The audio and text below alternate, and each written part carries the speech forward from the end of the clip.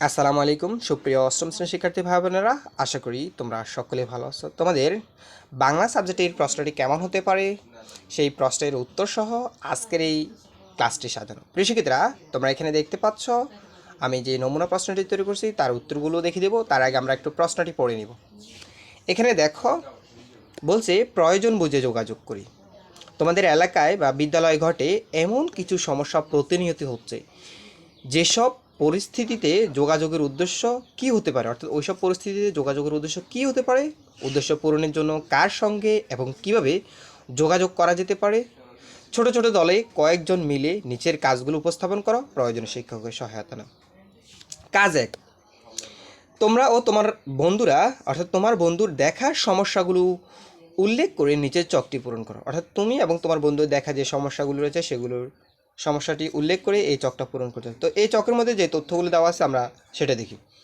পরিস্থিতি এখানে উল্লেখ করতে হবে, যোগাযোগের উদ্দেশ্য এখানে উল্লেখ করতে হবে, যার সঙ্গে যোগাযোগ করা যেতে পারে সেই বিষয়গুলো এখানে উল্লেখ করতে হবে, এবং যেভাবে উদ্দেশ্য প্রকাশ করা যেতে পারে সেই বিষয়গুলো এখানে উল্লেখ করতে হবে। অর্থাৎ এইভাবে এই চকটি পূরণ করবে। তাহলে দেখো আমরা এটার অ্যান্সারটা দেখে নিই। প্রিয় শিক্ষিতরা, তোমাদের সবার প্রতি একটা রিকোয়েস্ট থাকবে, তোমরা যারা আনন্দ স্টাডি ভিডিও এই চ্যানেল নতুন অবশ্যই চ্যানেলটা সাবস্ক্রাইব করে সাথে থাকবা, আর যারা করছো তাদেরকে অসংখ্য ধন্যবাদ। এখানে তোমাদের কিন্তু জাস্ট এটা একটা নমুনা প্রশ্ন, তোমাদের মূল প্রশ্নটির কিন্তু অ্যান্সারগুলো তোমরা অষ্টম শ্রেণীর ষান্মাসিক সমষ্টিক মূল্যায়ন বাংলা বাংলা আসল প্রশ্ন এই ভিডিওগুলোতে দিবে এবং পর্ব 1 থেকে তোমরা পাবে। সো আমি প্রশ্নটির অপেক্ষা আছি, মূল প্রশ্নটি পাওয়ার সাথে সাথেই তোমাদেরকে অ্যান্সার সহ ভিডিও দিব ইনশাল্লাহ। তো সো আমিও অপেক্ষা আছি, তোমরা অপেক্ষা থাকো, চ্যানেলটি সাবস্ক্রাইব করে রাখো। আর তোমাদের খোঁজাখুঁজি করা লাগবে না, যদি চ্যানেলটি সাবস্ক্রাইব করে পাশে থাকো তাহলে প্রশ্নগুলো দেওয়ার সাথে সাথে তোমরা অটোমেটিক্যালি পেয়ে যাবা। ঠিক আছে? আচ্ছা, তো আমরা একের অ্যান্সারটা দেখে নিই যে কি আমরা সমস্যাগুলো উল্লেখ করব, যে তথ্যগুলো দেওয়া আছে তার আলোকে চকটি পূরণ করব। তো এখানে প্রথমটা হচ্ছে, বাড়িতে কেউ অসুস্থ হয়ে পড়ছে, তাহলে তুমি কি উদ্দেশ্যে যোগাযোগ করবা? কারণ অসুস্থ ব্যক্তির জন্য দ্রুত চিকিৎসা ব্যবস্থা করার এই উদ্দেশ্যে যোগাযোগ করবো। যার সঙ্গে যোগাযোগ করা যেতে পারে, এই কার সাথে তুমি যোগাযোগ করবা এই চিকিৎসাটার জন্য? পরিবারের সদস্যদের সাথে, ডাক্তারের সাথে, কাছের হাসপাতাল, অ্যাম্বুলেন্স এবং হেল্পলাইন। যেভাবে তুমি উদ্দেশ্যটা প্রকাশ করবা, অসুস্থ ব্যক্তির শারীরিক অবস্থার ব্যাখ্যা করতে হবে তোমাকে তাকে ফোন দিয়ে। প্রাথমিক রোগীর জন্য কি করা যেতে পারে জানতে চাওয়া। এরপর বাড়ির ঠিকানা বলা, এই বিষয়গুলো তোমাকে ইনপুট করতে হবে। আচ্ছা, এরপর দ্বিতীয় যে সমস্যাটি আমি এবং আমার বন্ধু দেখতে পাই সেটা হচ্ছে বাল্যবিবাহ। বাল্যবিবাহ রোধে আইনি ব্যবস্থা গ্রহণ করা। এটার উদ্দেশ্য হচ্ছে কি, বাল্যবিবাহ রোধে আইনি ব্যবস্থা গ্রহণ করা। তুমি কার সাথে যোগাযোগ করবা? পুলিশ, হেল্পলাইন, জনপ্রতিনিধি, এদের সাথে যোগাযোগ করবা। যেই উদ্দেশ্য প্রকাশ করা যেতে পারে, কিভাবে তুমি এটা প্রকাশ করবা? বাড়ির ঠিকানা বলা, তাৎক্ষণিক করণীয় সম্পর্কে জানতে চাওয়া। আচ্ছা, এরপর আরেকটা সমস্যা হচ্ছে পাঠাগারের অভাব। এটা হচ্ছে বিদ্যালয়ের সমস্যা। শিক্ষার্থীদের মানসম্মত পড়ার ব্যবস্থা নিশ্চিত করার উদ্দেশ্যেই তুমি এটা প্রস্তাব করবা। এরপরে কার সাথে যোগাযোগ করবা? সহপাঠী, শিক্ষক, প্রধান শিক্ষক, কমিটির সদস্যবৃন্দ। বিভিন্ন তারপরে বিভিন্ন অসুবিধার কথা উল্লেখ করো, পড়ালেখার অগ্রগতি এর প্রভাব তুলে ধরো এবং বিদ্যালয়ের অবকাঠামো। আচ্ছা, তিনটা সমস্যা উল্লেখ করলাম এবং তিনটা সমস্যা যেই আঙ্গিকে চকটা দিতে বলছে সেই আঙ্গিকে আমি চকটা পূরণ করলাম। আচ্ছা দেখো, এরপরে দেখো কৃষিক্ষেত্রে 2 নম্বরের কাজটা দেখবো। আমি আবারও বলছি, এটা জাস্ট তোমাদের জন্য নমুনা প্রশ্ন, তোমাদের মূল প্রশ্নের অ্যান্সারগুলো তোমরা এখানে এই যে পর্ব 1 পর্ব 2 থেকে তোমরা আসল প্রশ্নগুলো পাবে। সো কৃষিক্ষেত্রে চ্যানেলটি সাবস্ক্রাইব করে সাথে থাকবা, যাতে আমি ভিডিওটি আপলোড করার সাথে সাথেই তোমরা পেয়ে যাও। ঠিক আছে? সো আমি অপেক্ষা আছি প্রশ্নের, তোমরাও চ্যানেলটি সাবস্ক্রাইব করে পাশে থাকিও। আচ্ছা, এরপর দেখো 2 নম্বরের কাজটা দেখবো। উল্লেখ্য সমস্যাগুলো থেকে একটি সমস্যা নির্বাচন করে সেই সম্পর্কে তুমি উপযুক্ত ব্যক্তির সাথে কথোপকথন বা সংলাপ তৈরি করো। তাহলে এখান থেকে তুমি যে সমস্যাগুলো লিখলা, এই সমস্যা থেকে তুমি একটা সমস্যা নির্বাচন করো এবং উপযুক্ত ব্যক্তির সাথে তুমি কী করবে? সংলাপটা বা কথোপকথন তৈরি করবে, মানে কার সাথে তুমি এই সমস্যাগুলো সম্পর্কে কথা বলতে পারো। ঠিক আছে? তাহলে আমরা এটার অ্যান্সারটা দেখে নিই। তাহলে উল্লিখিত সমস্যা থেকে আমরা লিখব যে আমি পাঠাগার সমস্যাটি নির্বাচন করেছি। আমরা যে সমস্যাগুলো এখানে লিখলাম, এই সমস্যাগুলো তোমাকে কিন্তু প্রশ্নগুলো একটার সাথে একটা সামঞ্জস্যপূর্ণ থাকবে। ঠিক আছে? তুমি যে এককভাবে কোনো কিছু লিখবা এটার সুযোগ নেই। এইখান থেকে এটা যেভাবে করছো তারে ধারাবাহিকতা 2 নম্বর কাজ করতে, 2 নম্বরের ধারাবাহিকতা 3 নম্বর কাজ করতে, এভাবে মূলত কাজগুলো তোমার প্রশ্নে এইভাবে অ্যান্সারগুলো সাজানো থাকে, প্রশ্নগুলো এভাবে সাজানো থাকে। ঠিক আছে? তো এখানে পাঠাগারের অভাব এই সমস্যাটা তুলে ধরলাম। ঠিক আছে? তাহলে আমি এখানে লিখতে পারি, আমি পাঠাগার সমস্যাটি নির্বাচন করছি, সেই জন্য শ্রেণী শিক্ষকের সাথে আমি এই বিষয়টি নিয়ে কথোপকথন করব এবং তা নিচে লেখা হলো। ঠিক আছে?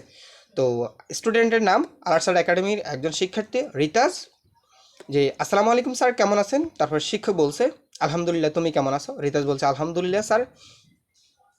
স্যার একটি বিষয় জানাতে এসেছি। তখন শিক্ষক বলল কি বলো? ষষ্ঠ শ্রেণীতে তখন শিক্ষক বলল কি বলো, কি বলবে? তখন রিতাজ বলছে জি স্যার, ষষ্ঠ শ্রেণীতে আমরা অসংখ্য শিক্ষার্থী এই বিদ্যালয়ে ভর্তি হয়েছি। আমরা 3 বছর যাবৎ এই বিদ্যালয়ে পড়াশোনা করে এখন পর্যন্ত অষ্টম শ্রেণীতে উত্তীর্ণ হয়েছি, কিন্তু এখানে কোনো পাঠাগার নেই, এখানে আমরা পড়াশোনা ও বিশ্রাম নিতে পারি না। ঠিক আছে? তো শিক্ষক বলছে ঠিক আছে, নেই, ঠিক বলেছ, নেই। রিতাজ বলছে প্রতিটি ক্লাস শেষ হওয়ার পর আমরা অনেকেই অবসর সময় পাই। তো এই অবসর সময়টি আমাদের কোনো কাজে আসে না, বরং আমরা সবসময় উদ্বিগ্ন থাকি। তো শিক্ষক বলছে তুমি ঠিক বলছো। রিতাজ তখন বলছে স্যার, এখন আমরা চাই পাঠাগারে আমরা সকলে মিলে একসাথে পড়াশোনা করব।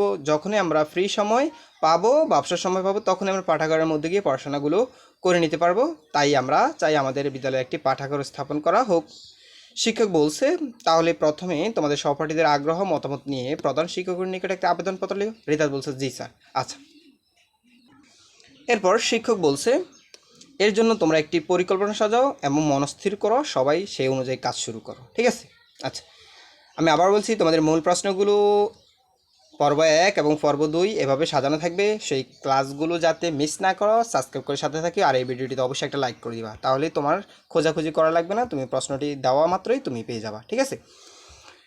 এখন দেখো যে কথোপকথন অর্থাৎ 2 কাজটা আমরা কীভাবে করতে হবে সেটা দেখলাম। এখন দেখো 3 নম্বর কাজটা, কথোপকথন থেকে 5টি শব্দ বাছাই করো এবং প্রমিত উচ্চারণ লেখো। অর্থাৎ তুমি যে কথোপকথনটা তৈরি করছো 2 নং কাজে, সেখান থেকে 5টি শব্দ বাছাই করবা এবং প্রমিত উচ্চারণগুলো লিখবে। এই যেখানে শব্দগুলো লিখবে, এখানে প্রমিত উচ্চারণগুলো লিখবে। আচ্ছা, তাহলে আমরা 3 নম্বর কাজটা দেখি। তো আমরা এই যে কথোপকথনটি লিখলাম, এখান থেকে বাছাই করে মনস্থির, অসংখ্য, আগ্রহ, উদ্বিগ্ন, বিশ্রাম, এই যে এখান থেকে লিখলাম আমরা। ঠিক আছে?